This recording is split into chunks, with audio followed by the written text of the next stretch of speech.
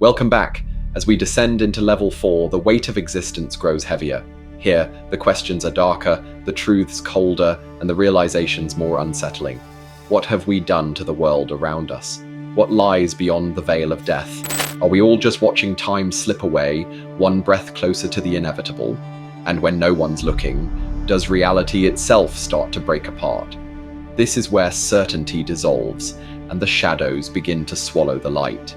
By subscribing to our channel, you play a vital role in keeping our content alive and thriving. Your support makes all the difference. Humans wiped out 60% of all animals in the last 50 years. Take a deep breath and let that number sink in. 60%. More than half of all animal life gone. Not in centuries, not over millennia, but in just 50 years. A few decades. The span of a single lifetime. What kind of species does that? To destroy so much, so fast without even realizing it? Or worse, knowing it and doing nothing? Forests that used to echo with the calls of birds now stand silent. Oceans once teeming with life now stretch barren and lifeless. The few survivors watch as their world shrinks bit by bit until there's nowhere left to go. Do you ever think about the ripple effects? Every time a species disappears, it leaves a hole, an absence that echoes through the food chain, collapsing systems that have existed for millions of years. It's not just the majestic creatures, the tigers, the elephants, the whales that vanish. It's the insects, the soil organisms, the tiny, unseen workers that keep the planet alive. Without them, even the air we breathe becomes uncertain. And yet we move on, as if none of it matters. We pave over forests, dump poison into rivers, and choke the sky with smoke, all for convenience, all for progress. But at what cost? What will progress mean when the last forest becomes a wasteland? When the oceans rise to swallow our cities? When even the air turns on us? Have you ever felt the silence? Walked into a forest and noticed the lack of birdsong, the absence of rustling leaves, the eerie stillness? It's as if the earth itself is holding its breath, waiting for what comes next. Maybe it's grief, maybe it's anger, or maybe it's just exhaustion, the final sigh of a planet pushed beyond its limits. And what about us? Are we really immune to the extinction we've created? Nature is resilient, but it's not infinite. When the ecosystems collapse, when the resources dwindle, when the balance tips too far, what happens to the species responsible? What if we're not the masters of this world, but the architects of our own demise? Could this be the real apocalypse? Not a sudden catastrophe, but a slow unraveling. A quiet collapse that we barely notice until it's too late. And here's the most haunting thought of all. What if this is the way it was always meant to be?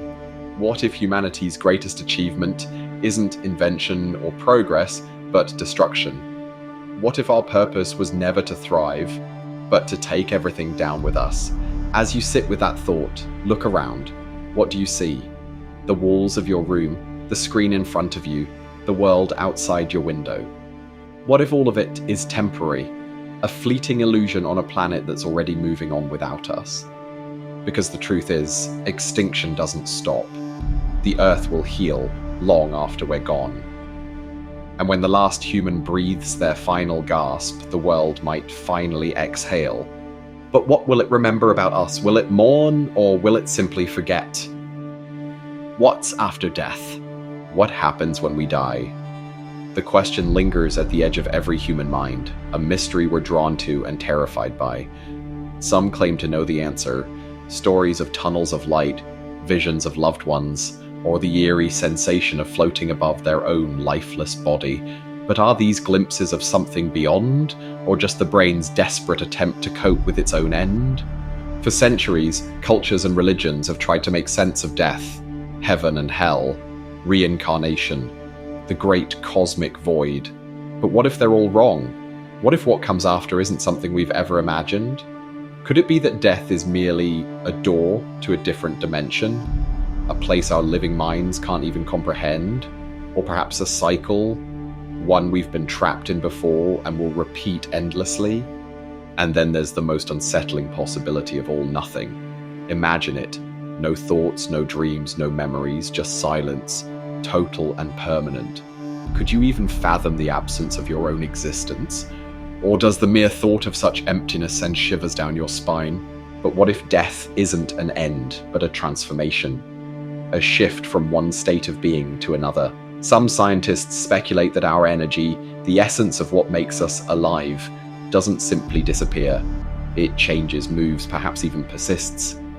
Could it merge with the universe itself, scattering into the stars, or return to begin again in a form we could never recognize? And what about the experiences of those who have come close to the edge? Near-death survivors describe sensations that defy explanation. Overwhelming peace, the sense of timelessness, or a haunting pull towards something unknown. But here's the thing, their journeys were interrupted. They didn't finish crossing that threshold. So, what's after death? A reunion, a revelation, or an eternal void? The truth might be too vast, too complex, or too terrifying for us to grasp. And maybe we're not supposed to. All we know for sure is that one day we'll all have the answer, whether we like it or not. Aging is basically dying from the moment you are born. From the moment you take your first breath, your body begins a slow, steady countdown. We call it life. But isn't it strange how every passing second nudges you closer to the inevitable? Aging is celebrated, a baby's first steps, a teenager's milestones, the wisdom of old age. But beneath the surface, it's a process of decay, a clock ticking away in your very cells. Your body is built to break down. At birth, your cells are fresh and vibrant, replicating perfectly. But with each division, microscopic errors begin to creep in. Your DNA, the blueprint of your existence, slowly frays at the edges. Scientists call it telomere shortening, a sterile name for the unraveling of what makes you, you.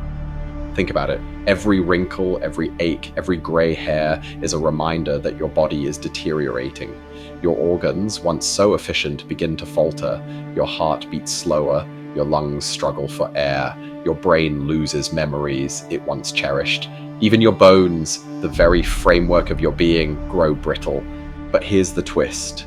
Aging isn't just physical, it's mental too. The vibrant curiosity of childhood fades into the crushing weight of responsibility. The passions of youth give way to routine. Your dreams shrink, your ambitions dull, and you start asking yourself, is this it? Is this all there is? Some argue that aging is natural, a beautiful cycle of life. But is it? Or is it a cruel trick of nature, a system designed to ensure you never last long enough to question too much? After all, why are we programmed to die at all? Why don't we just go on? And here's where it gets darker. What if aging is a punishment, a slow erosion meant to remind us of our limits? Or worse, what if it's a test, one we're all failing? The ultimate reminder that everything you are, everything you build, will one day return to dust. So as you sit here now, reading this, take a moment to feel it. The ticking, the unraveling. It's already begun. Every breath you take is one less you'll ever have. And no matter how much you fight it, how much you deny it, aging marches on, dragging you closer to an end you can't escape. And the scariest part, the moment you're born, the clock starts ticking, but no one tells you how much time you have left. Do things really happen when no one else sees them? Close your eyes for a moment. Imagine the room you're in, the furniture, the walls, the faint hum of electronics. Now imagine turning your back, leaving the room, and shutting the door behind you. Do you trust that it all stays exactly as it was? Or does reality bend, shift, or even disappear the moment you stop observing it? And this isn't just a hypothetical question, it's the foundation of quantum theory. At the smallest level of existence, particles so tiny they defy comprehension. Things don't behave the way we expect. A particle can be in two places at once, until you look at it. The act of observing forces it to choose. Scientists call it the observer effect. But doesn't it make you wonder, what else might only exist because you're watching? Think about the world beyond your perception, that distant forest you've never stepped into, the depths of the ocean no human has touched, the stars that stretch across the universe. Are they there, steadfast and unchanging? Or do they flicker in and out of being, waiting for someone to witness them? And what about the people in your life? When your best friend is in another city going about their day, are they living, breathing, and thinking as vividly as you are now? Or are they shadows, mere placeholders until you speak to them again? This idea isn't just science, it's deeply personal. How many of your memories only exist because someone else saw them with you? A shared laugh, a passing glance, a whispered secret. If no one had been there to see it, to validate it, did it really happen? And here's where it turns unsettling. If reality bends to observation, then who or what is watching us? Is it just us, spinning reality into existence through our gaze? Or is there something else, something vast and unseen, peering down at all of it, keeping the universe stitched together when no one else is looking? When you lie in bed tonight with no one around, in the stillness of the dark, ask yourself this. Is the world outside your door still turning? Or does it all just stop? And if it does, will you ever truly know?